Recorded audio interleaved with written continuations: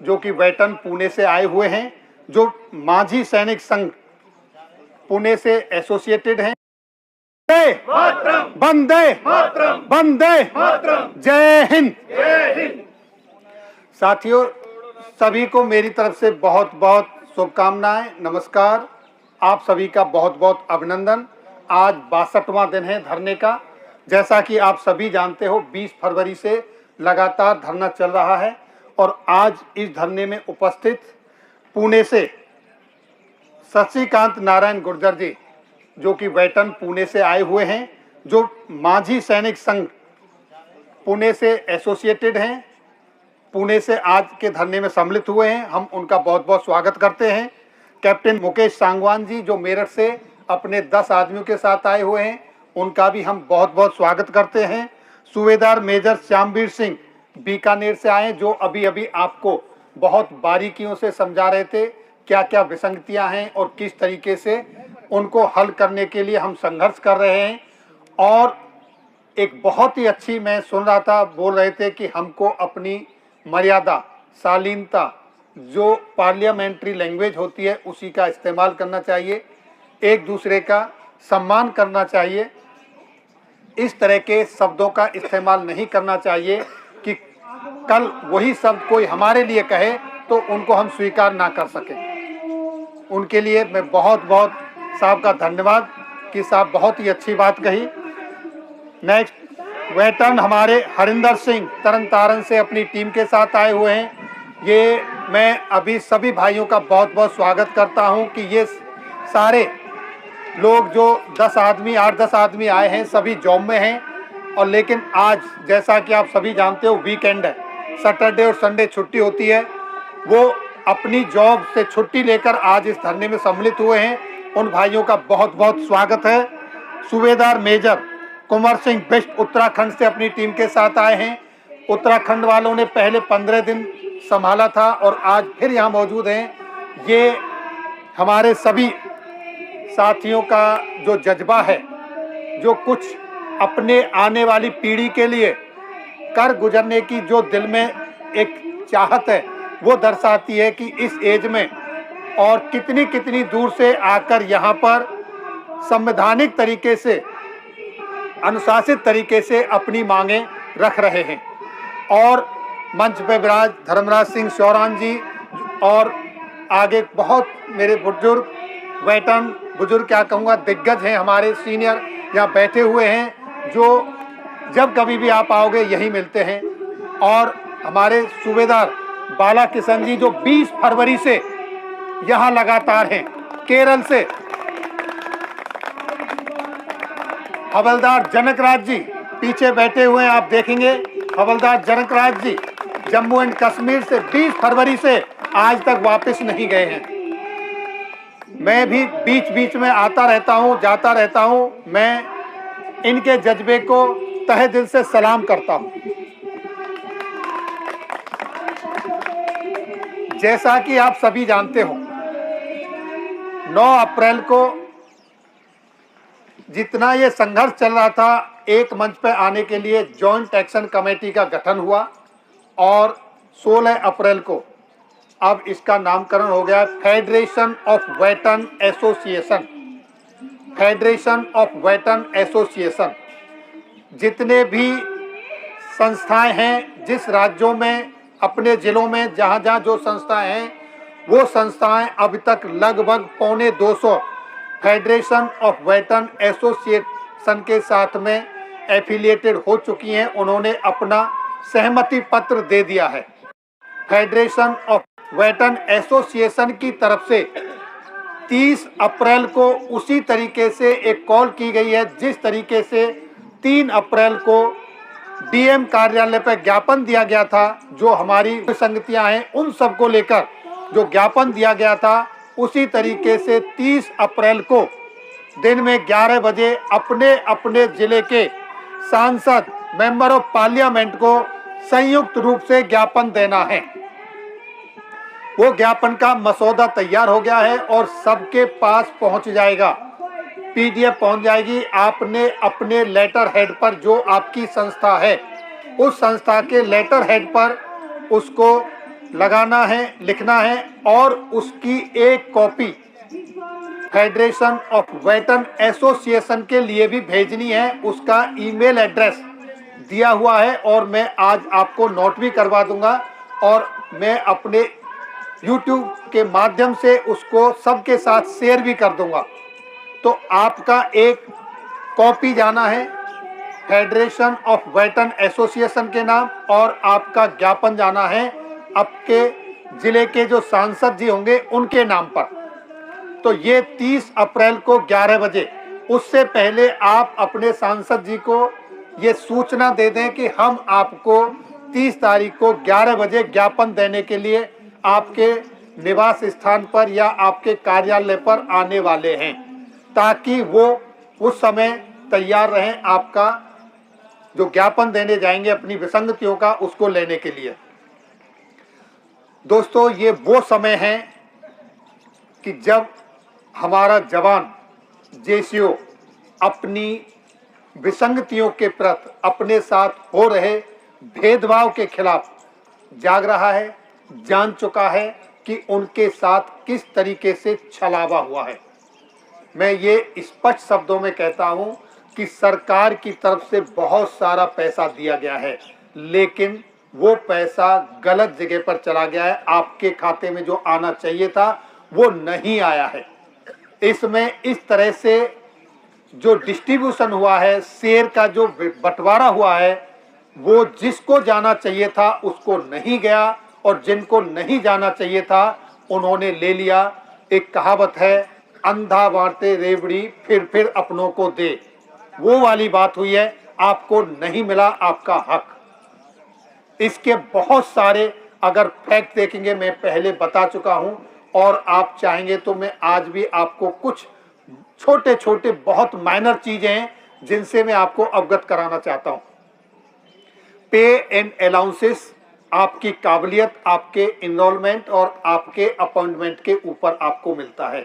उसमें किसी का कोई बराबरी नहीं हो सकती और ना ही वो बराबरी का कोई मुद्दा है, क्योंकि आप किस लेवल से इनरोल्ड हुए थे और दूसरा ग्रुप किस लेवल से, किस एजुकेशन से इनरोल्ड हुआ है, वो उसके हिसाब से पे and allowances, other facilities, accommodation, ration, सारी चीजें और ड्यूटी भी उसी के हिसाब से मिलती है, आपके इनरोलमेंट और काबिलियत के हिसाब से।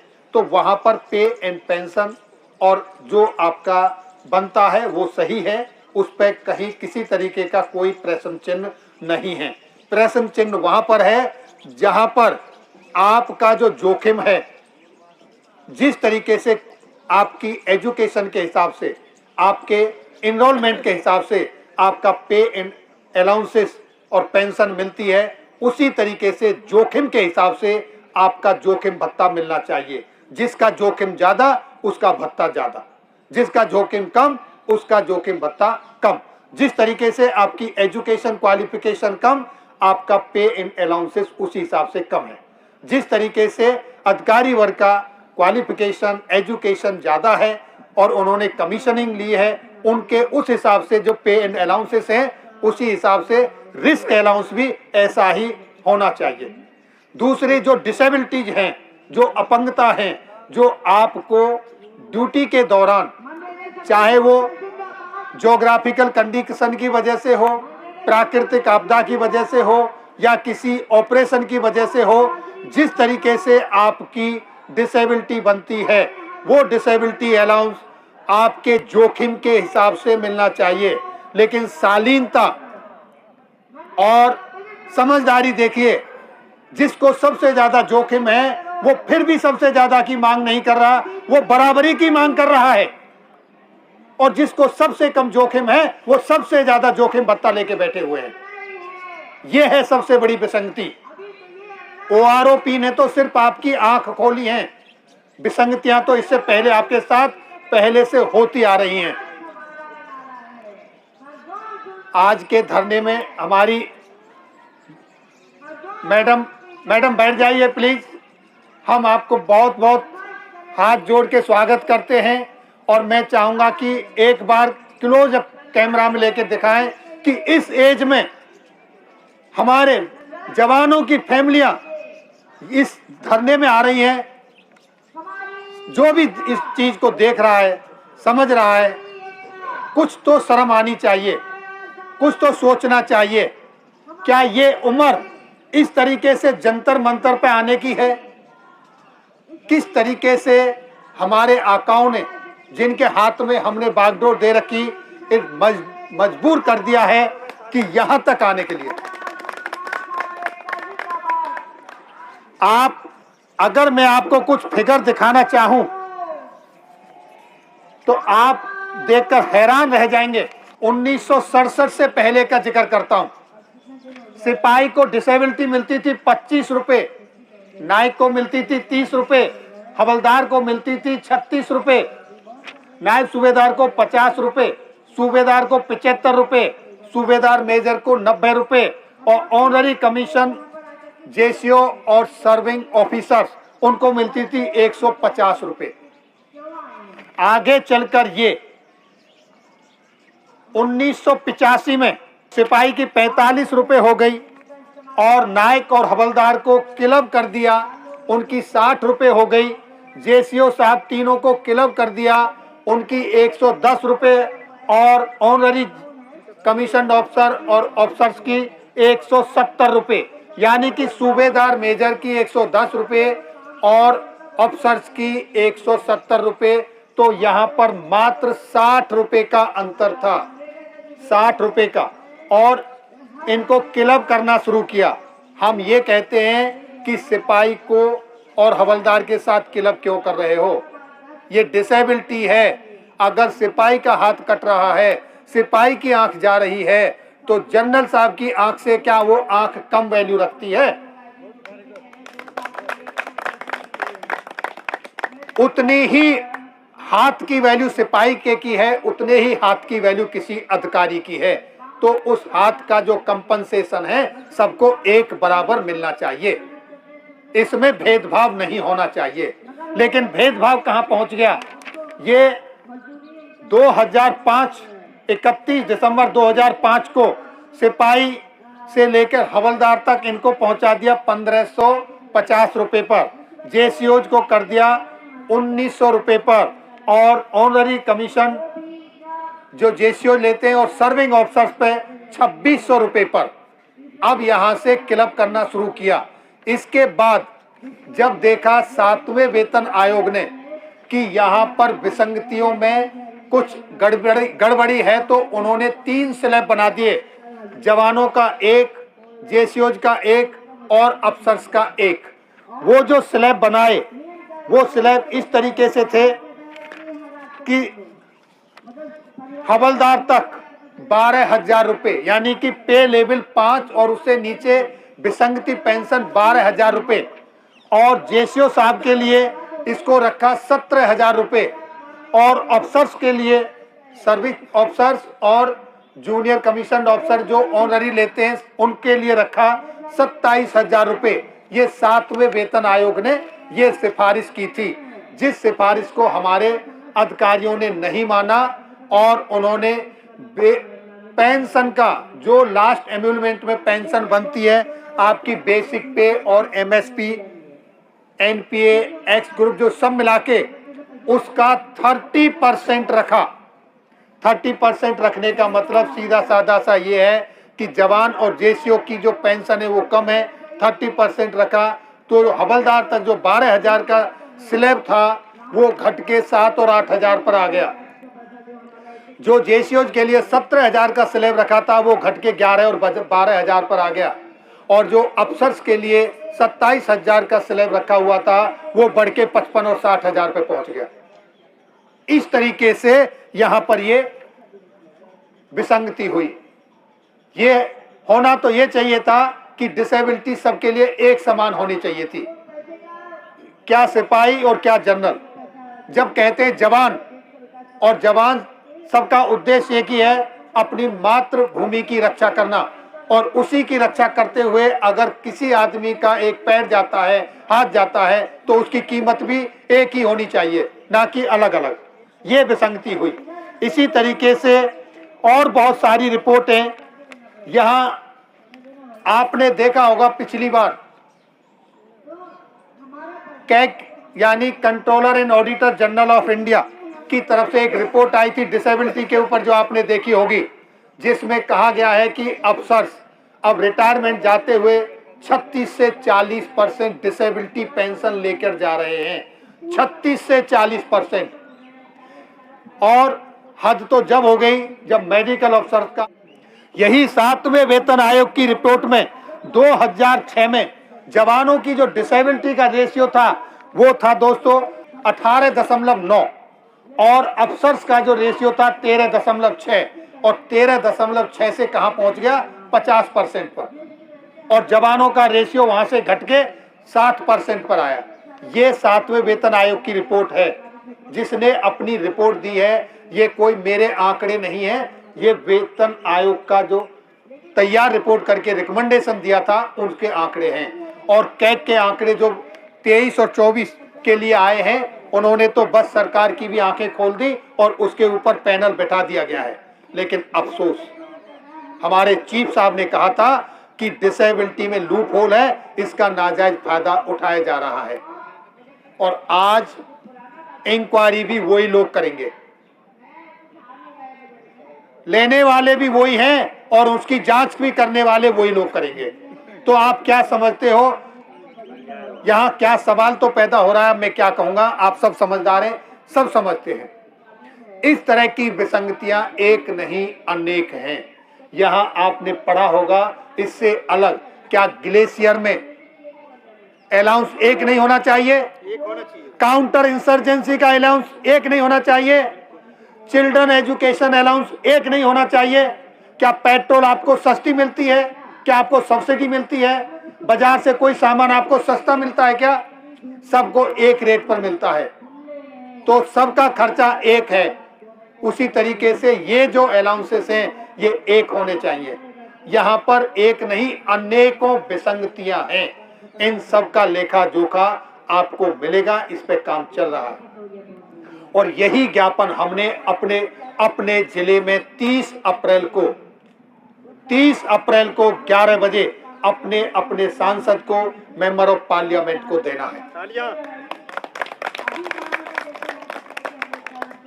दूसरा दोस्तों, मेरे पास बहुत सारे ऑर्गेनाइजेशन के, संस्थाओं के, अपने पूर्व सैनिकों की यूनियनों के फोन आते हैं कि क्या हम फेडरेशन में मिलकर उनके अधीन में काम करेंगे। नहीं, ये मैं आपको क्लियर कर देता हूं, आपकी जो फेडरेशन, आपकी जो संस्था है, जो जिस नाम से है, जैसे काम कर रही है, वो आपकी अपनी जगह पर एज इट इज ऐसे ही काम करेगी। सिर्फ आपने केंद्र में अपनी एक संस्था बनाई है, एक फेडरेशन बनाया है, आप उसके साथ एफिलिएटेड हैं। आप जब केंद्र में वहां कोई बात करनी होगी तो आप सबको कॉल की जाएगी। आप सबकी कोई ऐसी मांग है जिसको आपने बड़े लेवल पे उठाना है तो आप अपने फेडरेशन के साथ लेके आएंगे। बाकी जैसे आपकी संस्थाएं चल रही हैं ऐसे ही चलती रहेंगी। इसी तरीके का आपका अधिकार जो है आज वही बरकरार रहेगा, इसमें कोई परिवर्तन नहीं होने वाला है। आज जैसे हैं ऐसे ही रहेंगे। बस एक ये है कि अभी 1, 2, 4, 6 अलग अलग थे, अब एक मिलके हमने अपना एक मुखिया चुना है जो हमारी सबकी संयुक्त रूप से नेशनल लेवल पर मांग उठाई जाएगी और एकत्रित होंगे जब जरूरत पड़ेगी। तो ये है, और आपको अगर जरूरत पड़ती है आगे बढ़ाने की तो आप उनके साथ अप्रोच करेंगे और वो आपके साथ आपकी मांग को बड़े लेवल पर उठाएंगे। ये है फेडरेशन जो आपका बना है।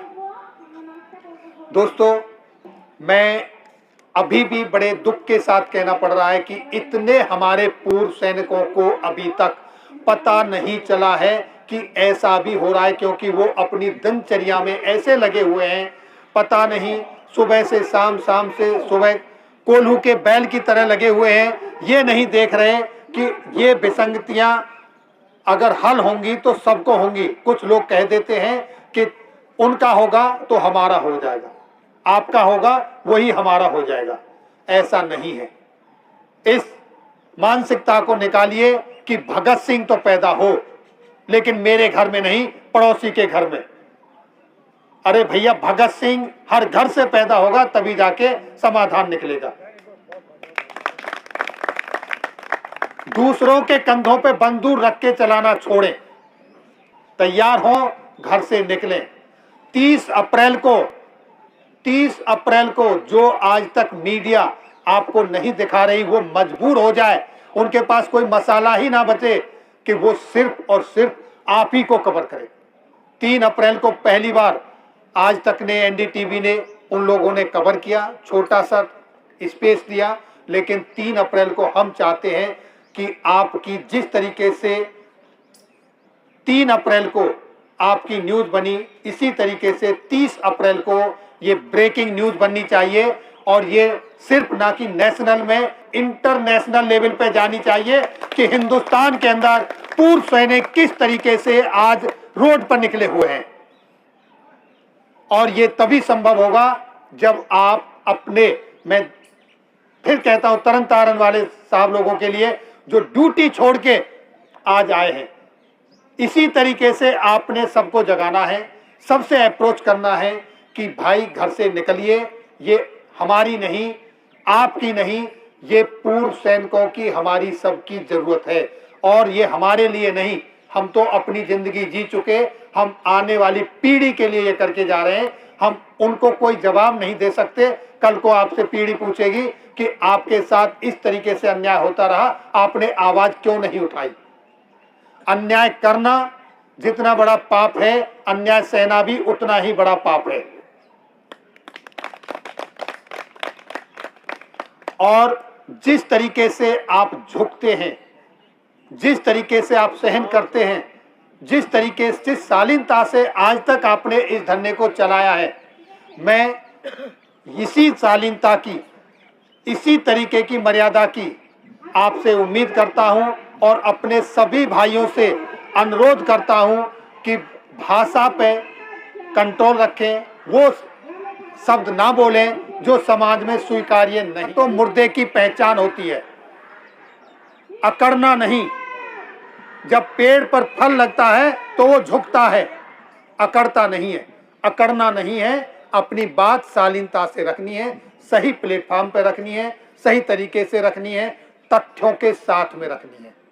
हवा में कोई तीर नहीं मारना, उल्टी सिल्टी कोई बातें नहीं बोलनी। मैं इन्हीं शब्दों के साथ अपनी वाणी को विराम देता हूं, और अगर इस वार्तालाप के सर ने बताया हुआ इस वीडियो में पूरा सही है। 2014 में इन लोग का 7th पे कमीशन से पहले हमसे कम था, जो डिसेबिलिटी पेंशन हमसे कम था, 7th पे कमीशन में उनका बढ़ गया।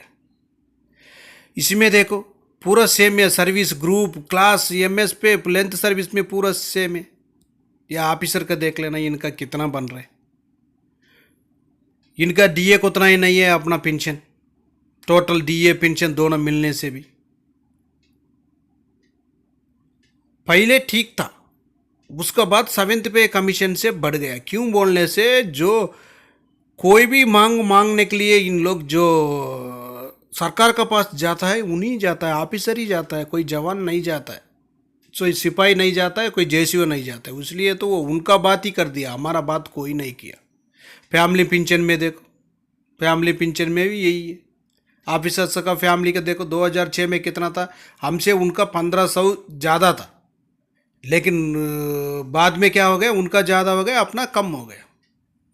यही है दोस्त, आप लोग ठीक से देख लेना। जो 30 तारीख अप्रैल 30 को है, पूरा अपना अपना गांव में कहीं भी कलेक्ट्रेट में उधर जाकर आप धरना में शामिल होने से अच्छा है। हम लोग घर में ही रहेगा, कोई भी अपना संख्या बल नहीं दिखेगा, उसीलिए अपना संख्या बल दिखने के लिए अपना साथियों के साथ हम भी आगे का कदम लेना पड़ेगा। ओके फ्रेंड्स, ये वीडियो आपको पसंद आने से सब्सक्राइब करना, लाइक करना, शेयर करना, आपका दोस्त लोग भी शेयर कर दो, पूरा को पता होना चाहिए। नेक्स्ट वीडियो मिलेंगे। जय हिंद, जय भारत।